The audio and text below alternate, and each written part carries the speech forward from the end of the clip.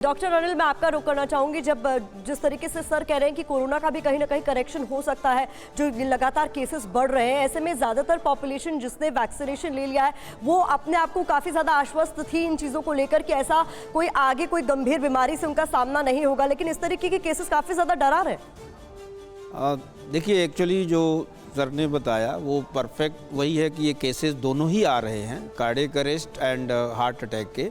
And ये कहीं ना कहीं कुछ आई थिंक माइक्रो और mild inflammation in the cardiac में भी कार्डाइटिस पेरिकार्डाइटिस के केसेस हैं, जो भी केसेस इस टाइप के है उसमें देखा गया है। तो टू बी सेफ, जिनको भी पहले कोविड हुआ है, लॉन्ग हॉस्पिटल स्टे रहा है, आईसीयू से रिकवर होके आए हैं, तो 1.5 ईयर के बाद ये इस टाइप के केसेस जो आ रहे हैं अगर, तो कुछ ना some inflammatory markers assessment like CRP, ESR,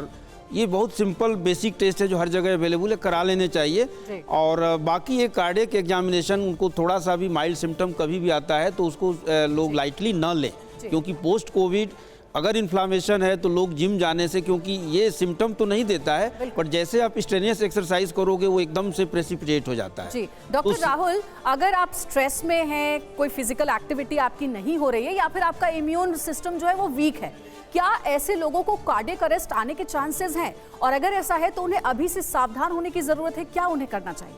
I think cardiac arrest का जो सिंपल अगर हम बेसिक भाषा में समझे तो हार्ट पे किसी भी तरह का अगर स्ट्रेस आ रहा है, वो स्ट्रेस एंग्जाइटी से आ रहा है, वो स्ट्रेस बीमारी से आ रहा है, वो स्ट्रेस वीकनेस से आ रहा है, या वो स्ट्रेस इम्यूनोमॉड्यूलेशन से आ रहा है। सो जैसा कि हमने देखा कि पोस्ट कोविड बहुत सारे लोगों को जो हमने टारगेट जनरल पब्लिक में लिया कि हमारी ऑक्सीजन ठीक हो गई, इसका मतलब हमारे लंग ठीक हो गए, लेकिन जब वो पेशेंट हमारे पास आते हैं और हम देखते हैं तो उनके लंग फंक्शन 50% काम कर रहे हैं, 40% काम कर रहे हैं, 60% काम कर रहे हैं, और वो उन लोगों को ये फॉल्स सेंस ऑफ फीलिंग है कि लंग तो बिल्कुल ठीक है। स्टेरॉइड लिया उन लोगों ने, इनएक्टिविटी रही, ओबेसिटी हो गई, सेडेंट्री लाइफस्टाइल हो गया, जिससे बॉडी में मेटाबॉलिक चेंजेस आ गए हैं, जिसमें sleep apnoea, lipid profile derangement, और जब ये चीज़ें रहती हैं तो वो धीरे धीरे हार्ट पे स्ट्रेस डाल रही हैं। कुछ लोगों को पहले से माइल्ड हार्ट डिसीज थी जिसको इग्नोर किया जाता है और एक टाइम के बाद वो मैनिफेस्ट होती है।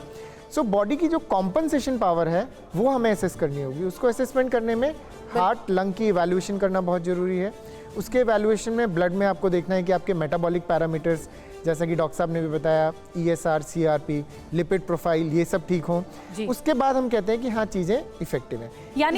यानी डॉक्टर शर्मा, आप इस बात पे फोकस कर रहे हैं कि समय समय पर अपने टेस्ट कराते रहें।